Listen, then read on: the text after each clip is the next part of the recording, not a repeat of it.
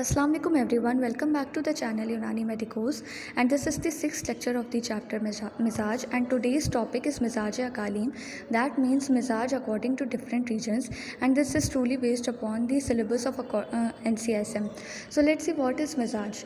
Mizaj-e-Akalim, तो कदीम जोग्राफिया दानों यानी जो हमारे पहले के फ़िलोसफर्स थे उनका ये मानना था कि जो हमारा अर्थ है जिसे वो कुर्राए अर्श कहते थे उसके सिर्फ 1/4 यानी कि 1/4 हिस्से पर ही आबादी होती है और उसको उन्होंने एक फ़र्ज़ी खित्ते यानी एक टेम्परेरी लाइन से डिनोट किया था, यानी जो हमारा अर्थ है उसको 2 हिस्सों में बांटा था बाय द इक्वेटर, जिसको वो ख़त्ते इस्तिवा कहते थे। और इसका जो नॉर्थ पोल के साइड की चीज़ें थी उसे जानिब शुमाल की चीज़ें मानते थे, और जो 1/4 हिस्सा था जिसमें उनका ये मानना था कि जिसमें आबादी यानी जिसमें लोग रहते हैं उसको वो रुबाए मस्कून के नाम से जानते थे। तो ख़त्ते इस्तिवा को इक्वेटर कहते हैं, ख़त्ते सरतान को ट्रॉपिक ऑफ कैंसर कहते हैं, ख़त्ते जद्दी को ट्रॉपिक ऑफ कैप्रिकॉर्न कहते हैं, और कुतुब शुमाली को नॉर्थ पोल और कुतुब जनूबी को साउथ पोल बोलते हैं। तो मिज़ाज-ए-अकालीम को ठीक से समझने के लिए सबसे ज़्यादा ज़रूरी है कि आपको ये टर्मिनोलॉजीज़ जाननी ज़रूरी है, क्योंकि इसमें ऐसा कुछ भी नहीं जो आपको पता नहीं है, बट ये जो टर्मिनोलॉजीज़ है सारे प्रॉब्लम इसी की वजह से क्रिएट होती है। तो मेनली फ़िलोसफर्स का ये मानना था कि आबादी 1/4 से उसको रुबाए मस्कून, और फिर इन सारी चीज़ों की टर्मिनोलॉजीज़ हो गई। अब हम आगे देखते हैं कि जो रुबाए मस्कून है, जो 1/4 हिस्सा हमारे जोग्राफिया दानों ने माना था, उसको उन्होंने किस तरीके से तकसीम किया था।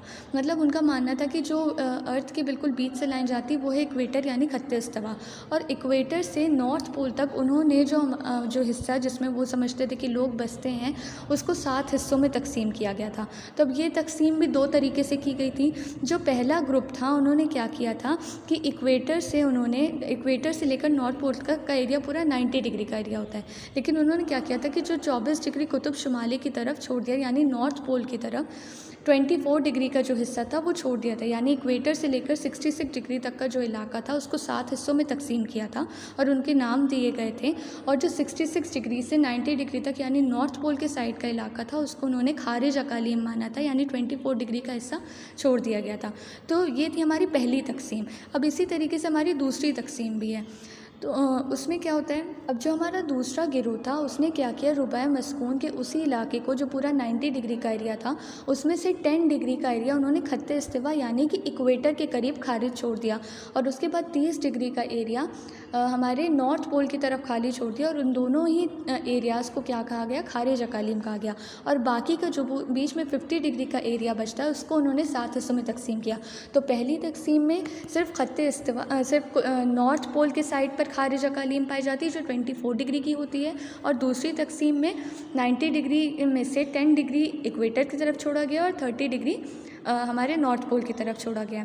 अब ये जो 7 हिस्सों में तकसीम किया, तो इसके बारे में भी पता होना चाहिए कि ये 7 हिस्सों में ही क्यों तकसीम किया गया, क्योंकि इस इलाके को वो और भी हिस्सों में तकसीम कर सकते थे। तो इसका डेफिनेशन ये मिलती है कि जो 7 हिस्सों को तकसीम करने का ये सबब है कि जो सैयारे यानी प्लैनेट्स हैं वो 7 माने जाते थे। उस वक्त पर 7 प्लैनेट्स माने जाते थे, जिसमें सबसे पहला अक़लीम अव्वल जो था वो सैटर्न को डिपिक्ट करता था, फिर जो दूसरा अक़लीम था वो सन को डिपिक्ट करता था, तीसरा जो अक़लीम होता था वो मरकरी यानी अतारिद को डिपिक्ट करता था। यानी ये सारे जो प्लैनेट्स हैं वो इंसान पर असरअंदाज़ होते थे, उसकी अखलाक और उसके सिफ़ात पर असरअंदाज़ होकर उसके मिजाज में एक फ़र्क पैदा करते थे। यानी ये जितने भी प्लैनेट्स थे वो इंसान के मिजाज पर, उसके अखलाक पर, उसके सिफ़ात पर असरअंदाज़ होते थे। इसीलिए इस एरिया को 7 हिस्सों में तकसीम किया गया था और इन सब के अलग अलग नाम रखे गए थे। अब एक बहुत इंपॉर्टेंट कॉन्सेप्ट है जो इसमें से बहुत क्वेश्चंस बनते हैं कि इस मिजाज को लेकर इमाम फ़खरुद्दीन राज़ी का क्या नज़रिया था और शेखुर रईस इब्न सीना का क्या नज़रिया था। तो जो इमाम फ़खरुद्दीन राज़ी थे उनका ये नज़रिया था कि जो मिजाज मोतदिल हकीकी होता है। अब अगर कि आपने नहीं पढ़ा तो अब मैंने पहले के लेक्चर्स में ऑलरेडी पढ़ा दिया कि मिजाज मोतदिल हकीकी क्या होता है।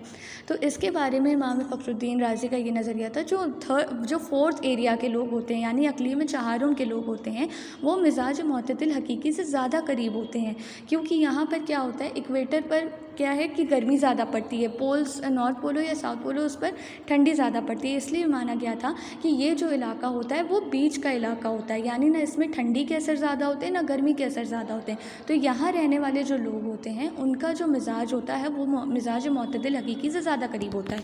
लेकिन शेखुर रईस इब्न सीना का क्या नज़रिया था कि जो लोग इक्वेटर के करीब यानी ख़त्ते इस्तिवा के करीब रहते हैं उनका मिजाज मोतदिल हकीकी से ज़्यादा करीब होता है। उन्होंने इसलिए एक ऐसा कहा था क्योंकि जो इक्वेटर के पास का एरिया होता है वहाँ पर मौसमी तगय्युरात बहुत कम होते हैं, यानी जो वेदर चेंजेस होते हैं बहुत कम होते हैं और दिन और रात बिल्कुल बराबर होते हैं और जितनी दिन की गर्मी होती है उतनी ही रात की सर्दी होती है। तो दिन की गर्मी का इज़ाला रात की सर्दी से हो जाता है। इसलिए शेखुर रईस इब्न सीना का ये मानना था कि जो ख़त्ते इस्तिवा के करीब के रहने वाले लोग हैं वो मिजाज मुतदिल हकीकी के ज़्यादा करीब होते हैं। बहुत इंपॉर्टेंट पॉइंट है जो आपको पता होना चाहिए। फिर अब हमने देखा कि कदीम लोग यानी जो पहले के लोग थे वो अर्थ को किस तरीके से डिवाइड करते थे, लेकिन अब हमारी जदीद अक़लीमी तक़सीम क्या यानी हम मॉडर्न वर्ल्ड में किस तरीके से अर्थ को डिवाइड करते हैं। तो अर्थ को डिवाइड करने के लिए अब हमारे 5 रीजन्स बना दिए गए, जिसमें सबसे पहले जो इमेजिनरी लाइंस माने गए जिसके बेसिस पर डिफरेंट जोन्स बनाए गए हैं अर्थ के, वो है हमारी इक्वेटर जो कि बिल्कुल अर्थ के सेंटर से खींची जाती है। उसके ऊपर ट्रॉपिक ऑफ कैंसर और ट्रॉपिक ऑफ कैप्रिकॉर्न, ये 2 इमेजिनरी लाइंस होती है जिसके ज़रिए क्या किया गया, अर्थ को 5 जोन्स में डिवाइड किया गया है। पहला जोन कौन सा है, ट्रॉपिकल जोन है जो इक्वेटर से ऊपर 23.5 डिग्री और नीचे 23.5 डिग्री के फासले पर आता है। उसके बाद आता है हमारा नॉर्थ मॉडरेट जोन, ये ट्रॉपिक ऑफ कैंसर से 66.5 डिग्री पर आता है। फिर आता है हमारा नॉर्थ फ्रिजिड जोन जो कि नॉर्थ मॉडरेट जोन के ऊपर होता है। ये क्या होता है, ये ट्रॉपिक ऑफ कैप्रिकॉर्न से ऊपर आता है। और फिर आता है हमारा नॉर्थ पोल। इसके बाद अगर हम देखेंगे इसी तरीके से साउथ जोन्स को भी डिफाइन कर रखा है। इसी तरीके से ट्रॉपिकल जोन के बाद साउथ मॉडरेट जोन और साउथ फ्रिजिड जोन आता है। तो जो साउथ मॉडरेट जोन होता है वो ट्रॉपिक ऑफ कैप्रिकॉर्न के 66.5 डिग्री पर आता है और जो साउथ फ्रिजिड जोन होता है वो साउथ मॉडरेट जोन के बाद आता है। फिर आता है हमारा साउथ पोल।